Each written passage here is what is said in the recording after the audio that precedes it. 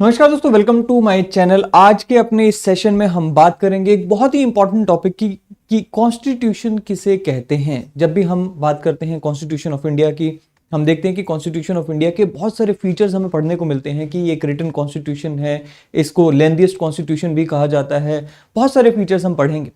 हम ये भी पढ़ेंगे कि कॉन्स्टिट्यूशन ऑफ इंडिया में दिया क्या गया है। लेकिन जो बेसिक सवाल हमारे सामने खड़ा होता है वो ये कि आखिरकार कॉन्स्टिट्यूशन कहते किसे हैं। क्या कॉन्स्टिट्यूशन को हमें अगर डिफाइन करना हो तो हम कर पाएंगे? अगर मान लीजिए मेंस में या फिर इंटरव्यू में हमसे पूछ लिया गया कि भाई कॉन्स्टिट्यूशन की डेफिनेशन बताइए, तो हम किन किन शब्दों का चयन करेंगे अपनी उस डेफिनेशन के अंदर, आज वो हम समझेंगे। अगर हम बेसिक लैंग्वेज में बात करें तो जनरली जो मुझे स्टूडेंट्स बताते हैं कि कॉन्स्टिट्यूशन को कैसे डिफाइन किया जाए, तो जनरली ऐसा सुनने में मिलता है कि constitution is a basic law of the land, constitution को ग्रैंड नॉर्म भी कहा जाता है। लेकिन एक कॉम्प्रिहेंसिव डेफिनेशन की अगर हम बात करें तो वो क्या बनती है?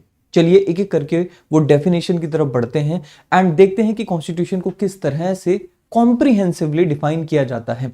सबसे पहले कॉन्स्टिट्यूशन वर्ड को अगर हम देखेंगे तो इसमें कहा जाता है कि constitution is an organic document. देखिए basically there are 5 words in this definition of the constitution जो कि हमें याद होने चाहिए, जो कि हमें काम आने वाले हैं। सबसे पहला वर्ड है दैट इज ऑर्गेनिक।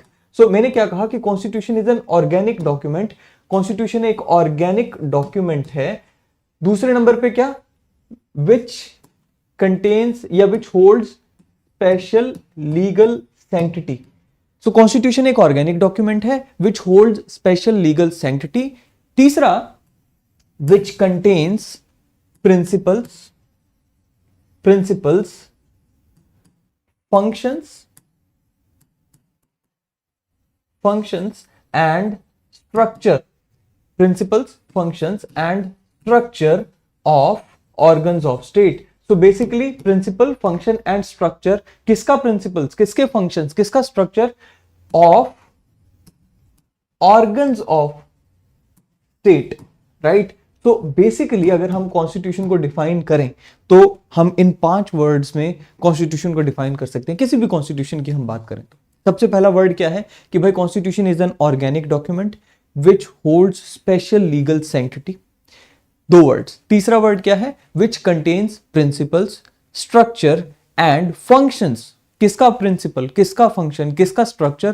कहता है जी ऑफ ऑर्गन्स ऑफ स्टेट। सबसे पहले हमें यह पता होना चाहिए कि भाई स्टेट किसे कहते हैं। स्टेट शब्द का मतलब क्या है? क्योंकि आम भाषा में अगर हम स्टेट शब्द का मतलब देखें तो स्टेट मतलब क्या, हम किसी राज्य की बात कर रहे होते हैं, जैसे हरियाणा, पंजाब, दिल्ली, तमिलनाडु। तो क्या इन स्टेट्स का ही हम यहां पे जिक्र कर रहे हैं या फिर यहां पे स्टेट का कोई और मतलब है? सबसे पहले वही समझ लेते हैं। देखिए दोस्तों, जब हम स्टेट शब्द की बात करते हैं तो स्टेट वर्ड का यहां पे एक वाइडर मीनिंग है और स्टेट को यहां पे एक बेसिकली कंट्री से यहां पे डिफाइन किया जा सकता है। स्टेट को डिफाइन कहां किया गया है? So there was a convention held in the name of Montevideo convention on the rights and duties of states. 1933 में ये कन्वेंशन हुआ था। तो 1933 मोंटेविडियो कन्वेंशन हुआ था ये, राइट। इस नाम को भी याद रख लीजिए, मोंटेविडियो कन्वेंशन। अब उस मोंटेविडियो कन्वेंशन में ये कहा गया था कि भाई जो स्टेट होती है, इस स्टेट की 4 एलिमेंट्स होनी जरूरी है। सो बेसिकली स्टेट को कैसे डिफाइन किया गया था? तो कहा गया कि भाई state is an entity. State एक ऐसी एंटिटी है जिसमें 4 एलिमेंट्स का होना जरूरी है। कौन सी 4 एलिमेंट्स हैं वो देखेंगे एंड उसके बाद देखेंगे कि भारत में ये चारों एलिमेंट्स फिट होती हैं कि नहीं। सबसे पहले यहाँ पे जो एलिमेंट यहाँ पे बताई गई है स्टेट की डेफिनेशन में, वो कहा गया कि भाई स्टेट एक ऐसी एंटिटी है जिसकी खुद की टेरिटरी होनी जरूरी है। एक डिफाइंड टेरिटरी का होना जरूरी है किसी भी स्टेट के लिए, क्योंकि स्टेट बिना टेरिटरी के एग्जिस्ट नहीं कर सकती। कोई भी देश है जो उसके लिए टेरिटरी का होना जरूरी है, वो बिना टेरिटरी के एग्जिस्ट नहीं कर सकता। दूसरा यहां पे कहा गया कि भाई स्टेट एक ऐसी एंटिटी होती है जिसकी जो सेकंड एलिमेंट है वो ये है कि भाई उसमें एक पॉपुलेशन होना बहुत जरूरी है, राइट। सो पॉपुलेशन का होना जरूरी है, that is the second element. Third जो है वो ये है कि भाई जो स्टेट होती है, राइट, जो स्टेट होती है उसमें क्या होना जरूरी है? तो कहता जी स्टेट में बेसिकली हमें गवर्नमेंट का होना जरूरी माना जाता है। सो गवर्नमेंट होनी चाहिए। गवर्नमेंट क्या होती है? Again government agent of the state होती है। Government on the behalf of state कानून भी बनाती है, कानून को लागू भी करती है एंड कानून के ऊपर न्याय भी देती है। And fourth part of the state is what? Fourth part is sovereignty, यानी कि स्टेट वो एंटिटी है जिसमें संप्रभुता या सॉवरेनिटी का होना जरूरी है। अब सॉवरेनिटी का मतलब क्या होता है? देखिए, सॉवरेनिटी का मतलब यह है कि भाई कोई एक ऐसी एलिमेंट, कोई एक ऐसी एंटिटी जो कि खुद के लिए रूल्स बना सकती है, जो खुद के लिए डिसीजंस बना सकती है, खुद के लिए डिसीजंस ले सकती है और रूल्स बनाकर उन्हें लागू भी करने की क्षमता रखती है।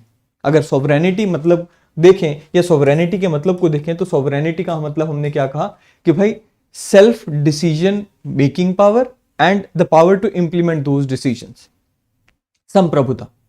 अब कोई भी जो देश है अगर वो सॉवरेन है तो उसमें क्या देखने को मिलेगा? उसमें दो तरह की सॉवरेनिटी देखने को मिलेगी। पहली होगी इंटरनल सॉवरेनिटी एंड दूसरी होगी एक्सटर्नल सॉवरेनिटी।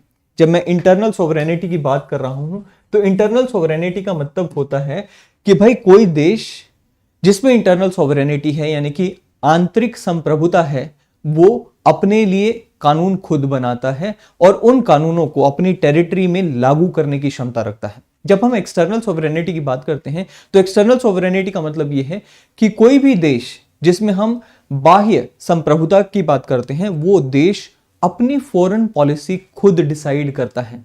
जैसे इंडिया की अगर हम बात करें, इंडिया के रिलेशंस रशिया के साथ कैसे होंगे वो हमें अमेरिका नहीं बताएगा, वो हम खुद डिसाइड करेंगे। आपने देखा भी होगा जब यूक्रेन एंड रशिया का युद्ध हुआ तो हम पे बहुत सारा प्रेशर आया था कि भाई आप रशिया के साथ अपने संबंध छोड़ दीजिए, वहां से तेल ना खरीदें। लेकिन इंडिया ने ऐसा नहीं किया। इंडिया ने सारे डिसीजंस खुद लिए एंड इंडिया ने अपने डिसीजंस को इंप्लीमेंट भी किया। So this was a complete and this was a complete exhibition I would say of our external sovereignty, right? So हम अभी तक स्टेट की डेफिनेशन पढ़ रहे थे। हमने कहा जी स्टेट एक ऐसी एंटिटी होती है जिसमें ये चार एलिमेंट्स, कौन सी चार elements? Territory, population and government और सॉवरेनिटी, इन चार एलिमेंट्स का होना जरूरी है। चलिए अब बात करते हैं हमारी कॉन्स्टिट्यूशन की डेफिनेशन की। अब हमने क्या कहा था? अभी तक हमने कहा कि भाई कॉन्स्टिट्यूशन एक ऑर्गेनिक डॉक्यूमेंट है विच holds special legal sanctity and contains principles, functions and structure of organs of state। अब हमने state का मतलब तो समझ लिया। अब यहां पर एक और वर्ड हमें देखने को मिला, वो है कि भाई organs of state क्या होता है। देखिए organs कौन सी हैं स्टेट की? तो देखिए जो स्टेट है उसकी बेसिकली तीन ऑर्गन्स यहां पर हम लेकर चलते हैं। बेसिकली वो तीन ऑर्गन्स कौन सी हैं? सबसे पहली है लेजिस्लेचर, दूसरी है एग्जीक्यूटिव एंड तीसरी है जुडिशरी। अब अगर मैं लेजिस्लेचर की बात करूं तो लेजिस्लेचर का मतलब क्या हो गया? हमारी विधायिका। ये वो बॉडी होती है जो लॉ मेकिंग का काम करती है, right? So basically law making यानी कि कानून बनाने का जो काम है वो लेजिस्लेचर का है। दूसरा जो है यहां पर हम एग्जीक्यूटिव की बात कर रहे हैं। एग्जीक्यूटिव वो बॉडी है जो इन कानूनों को इंप्लीमेंट करती है, राइट? इन कानूनों को इंप्लीमेंट करती है। सो बेसिकली जब आप ब्यूरोक्रेट बन जाएंगे तो आप एग्जीक्यूटिव का हिस्सा होंगे। एग्जीक्यूटिव में भी फर्दर हम आगे देखेंगे कि देयर आर टू सब divisions, one is permanent executive and the other is temporary executive. जो परमानेंट एग्जीक्यूटिव है बेसिकली उसमें कौन आ जाते हैं? उसमें सभी ब्यूरोक्रेट्स जो कि एग्जाम क्लियर करके सरकार का हिस्सा बनते हैं वो सब आ जाते हैं। और अगर हम टेम्परेरी एग्जीक्यूटिव की बात करें तो उसमें कौन आ जाता है? हमारे जितने भी मिनिस्टर्स हैं वो सब टेम्परेरी एग्जीक्यूटिव का हिस्सा है। उन्हें टेम्परेरी एग्जीक्यूटिव भी क्यों कहा जाता है ये भी समझ लेते हैं। सो बेसिकली ये जो टेम्परेरी एग्जीक्यूटिव हैं चुनाव लड़कर आते हैं एंड इन्हें मैक्सिमम 5 साल के लिए एक बार में टेन्योर मिलती है। अगर 5 साल से दोबारा इनकी टेन्योर बढ़नी होगी तो दोबारा ये चुनाव लड़के आएंगे, दोबारा जीत कर आएंगे, उसके बाद इनकी टेन्योर फिर एक्सटेंड हो सकती है। जैसे कि हमने देखा हमारे प्रधानमंत्री के केस में, वो पहले प्राइम मिनिस्टर थे फिर दूसरी बार भी प्राइम मिनिस्टर बने, right? So like that. So executive and तीसरा क्या आ गया? जुडिशरी। ना जुडिशरी का काम क्या है? सो बेसिकली जुडिशरी का काम है लॉज के ऊपर न्याय देना, एडजुडिकेट करना। ना अब हमने ये तीन ऑर्गन्स का तो यहां पे देख लिया। अब हम वापस चलते हैं हमारी कॉन्स्टिट्यूशन की डेफिनेशन के ऊपर। सबसे पहले तो हमने कहा जी constitution is an organic document. Organic document का क्या मतलब है? देखिए ऑर्गेनिक का मतलब जैसे कि आप देख भी पा रहे होंगे, एक ऐसी वस्तु या एक ऐसी एंटिटी जो कि जीवंत होती है, जिसमें प्राण होते हैं। प्राण होने का मतलब ये नहीं है कि वो सांस ले रही है या नहीं। प्राण होने का मतलब ये है, या जीवंत होने का मतलब ये है कि भाई उसमें बदलाव संभव है कि नहीं। क्या हमारे कॉन्स्टिट्यूशन में बदलाव संभव है? क्या हमारा जो संविधान है जो 1949 में बन गया था, जिसे हमने 1950 में अडॉप्ट किया, क्या उसमें उसके बाद कोई चेंज आया है? तो डेफिनेटली आया है। हम देखते हैं कि भाई 105 अमेंडमेंट्स अब तक आ चुकी हैं। ये 105 अमेंडमेंट्स जो आई हैं दोस्तों, ये इस बात का प्रमाण है कि भाई देखिए हमारा जो कॉन्स्टिट्यूशन है उसमें समय के अनुसार, स्थिति के अनुसार, यानी कि सिचुएशन एंड टाइम के अकॉर्डिंग चेंजेस लाए जा सकते हैं। चेंजेस तो अमेरिका के कॉन्स्टिट्यूशन में भी आते हैं, बट जब हम इंडिया कॉन्स्टिट्यूशन की बात करते हैं in comparison to US constitution, तो हमारा जो कॉन्स्टिट्यूशन है इसमें चेंजेस लेकर आना काफी ज्यादा इजीली संभव है in comparison to US, right now. So पहला हमने देखा कि भाई ऑर्गेनिक डॉक्यूमेंट का क्या मतलब होता है। अब हम बात करते हैं दूसरे वर्ड की, that is special legal sanctity. Special legal sanctity का मतलब क्या होता है? इसे आप इस तरह से समझें कि क्या आपने कभी ऐसा देखा या सुना है कि भाई कोई ऐसा कानून बना है जिसके हिसाब से कॉन्स्टिट्यूशन नहीं है, इसलिए कॉन्स्टिट्यूशन में बदलाव आ गया हो? मैं फिर रिपीट करता हूं, क्या कोई और ऐसा कानून है हमारे देश में जिसके हिसाब से हमारे संविधान में बदलाव लाया होगा? ऐसा कोई कानून हमें नहीं देखने को मिलता। लेकिन अगर हम वहीं पे दूसरी तरफ देखें, हमारे कॉन्स्टिट्यूशन में जो प्रोविजंस दिए गए हैं, चाहे वो फंडामेंटल राइट्स हैं या फिर और बहुत सारे प्रोविजंस हैं, अगर इन प्रोविजंस के हिसाब से हमारे देश का कोई और कानून नहीं चल रहा है, या हमारे देश में कोई कानून ऐसा बना दिया गया जो कि इन प्रोविजंस के हिसाब से नहीं बना है, फंडामेंटल राइट्स के हिसाब से नहीं है, या बाकी के जो प्रोविजंस हैं उनके हिसाब से नहीं है, तो क्या होगा? अल्टीमेटली उस कानून और कॉन्स्टिट्यूशन के बीच में कॉन्फ्लिक्ट होगा, एंड इस कॉन्फ्लिक्ट में कॉन्स्टिट्यूशन हमेशा जीतेगा, और वो जो बाकी का कानून होगा जो कि कॉन्स्टिट्यूशन के हिसाब से नहीं बना है वो हार जाएगा, उसे निरस्त कर दिया जाएगा या फिर उसमें बदलाव लाया जाएगा। ऐसे में क्या हो गया? ऐसे में ये प्रूव हो गया कि जो हमारा कॉन्स्टिट्यूशन है या जो हमारा संविधान है वो सुप्रीम है। कॉन्स्टिट्यूशन के आगे इस देश में कोई और कानून नहीं टिक सकता है। तो व्हेन वी से special legal sanctity, legal sanctity, sanctity word का मतलब होता है प्योरिटी, पवित्रता। अब लीगल सैंक्टिटी मतलब क्या? कि भाई कानूनी रूप से हमारे संविधान से बड़ा कोई कानून देश में नहीं है। जो supreme law of the land है वो है कॉन्स्टिट्यूशन। नाउ ये दो वर्ड्स का मतलब हमने समझा, organic and special legal sanctity. अब हम बात करते हैं principles, function and structures of organs of state. हमने ऑर्गन्स ऑफ स्टेट का मतलब देख लिया, हमने स्टेट का मतलब देख लिया, अब प्रिंसिपल्स, फंक्शन एंड स्ट्रक्चर। सबसे पहली बात प्रिंसिपल्स। प्रिंसिपल्स होता क्या है?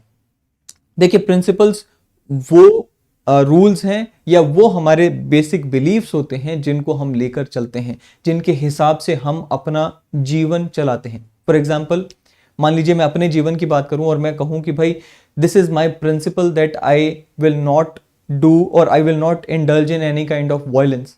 ये मेरे जीवन का एक प्रिंसिपल है कि मैं किसी भी प्रकार की वायलेंस में इंडल्ज नहीं करूंगा। इसी तरह से हमारे संविधान में भी कुछ प्रिंसिपल्स दिए गए हैं जिसके हिसाब से हमारा देश चलेगा, जिसके हिसाब से हमारे देश में जितने भी कानून बनाए जाएंगे वो गवर्न होंगे, जिसके हिसाब से हमारे देश की जो जनता है उन्हें अधिकार मिलेंगे, राइट, उन्हें ड्यूटीज भी मिलेंगी, अधिकार भी मिलेंगे, एंड पॉलिटिकल सिस्टम भी हमारा उन्हीं प्रिंसिपल्स के हिसाब से चलेगा। सो ये प्रिंसिपल्स आखिर दिए कहाँ गए हैं? अगर आप अपने कॉन्स्टिट्यूशन का प्रियम्बल देखते हैं तो प्रियम्बल में ही आपको देखने को मिलेगा। प्रियम्बल की जो पहली लाइन है उसी में यहाँ पे हमें देखने को मिलेगा कि हम अपने कॉन्स्टिट्यूशन को कौन से प्रिंसिपल्स के हिसाब से चलाना चाहते हैं। हमने उसमें लिखा है that India is a socialist country, secular country, democratic country, Republican country. साथ ही में आप देखते हैं कि हम कौन सी एस्पिरेशंस लेके चलते हैं वो भी हमारे प्रियम्बल में दी गई हैं। हम हमारे देश के नागरिकों को क्या देना चाहते हैं, हमारे देश के लोगों को क्या देना चाहते हैं, इक्वलिटी देना चाहते हैं, फ्रेटर्निटी देना चाहते हैं, लिबर्टी देना चाहते हैं। सो बेसिकली ये सभी के सभी जो बातें लिखी गई हैं, जो एनश्राइन की गई हैं प्रियम्बल में, ये हमारे प्रिंसिपल्स हैं जो कि हमें गवर्न करते हैं, हमारे कॉन्स्टिट्यूशन को गवर्न करते हैं, और जो हमारे कानूनों को गवर्न करते हैं, हमारे जितने भी कानून आते हैं वो इन प्रिंसिपल्स के को मद्देनजर रख के बनाए जाते हैं, इन प्रिंसिपल्स को ध्यान में रख के बनाए जाते हैं, right. No, so second, now this is the third word that we have come to know about. अब इस डेफिनेशन में दो और वर्ड्स हैं, function and structure of organs of state. Now देखिए, मैंने अभी आपको बताया कि ऑर्गन्स ऑफ स्टेट कौन सी हैं। हमने कहा कि भाई legislature, executive and judiciary, these are the three organs of state. इनका स्ट्रक्चर कहां दिया गया है?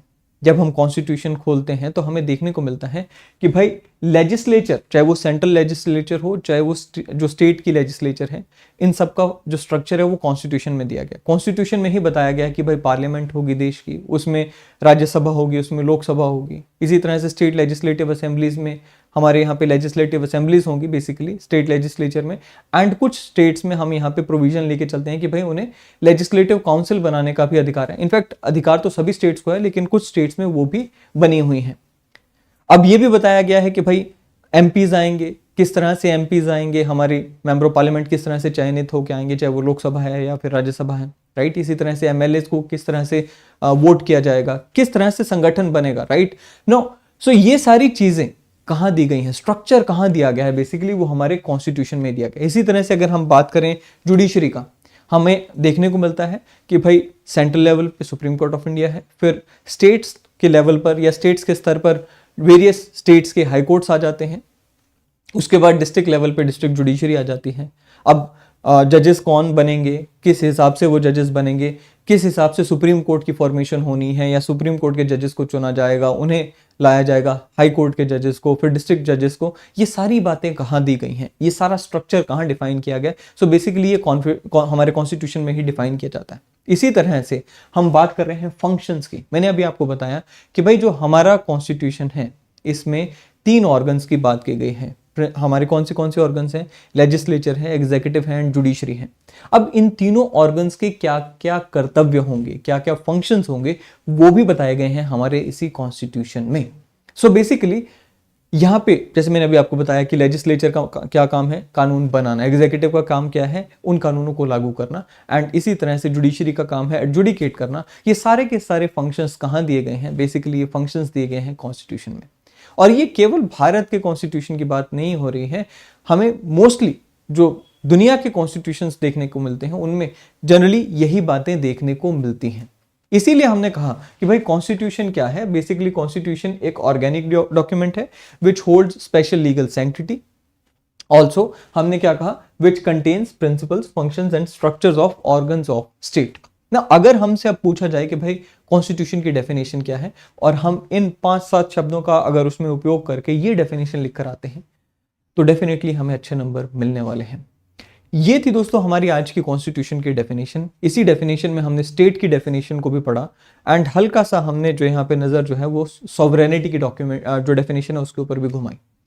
आने वाले हमारे लेक्चर्स में हम कॉन्स्टिट्यूशन की बात करेंगे, कॉन्स्टिट्यूशन की जो बेसिक फिलॉसफीज हैं जैसे सोशलिज्म, सेक्युलरिज्म आदि, इनकी बात करेंगे।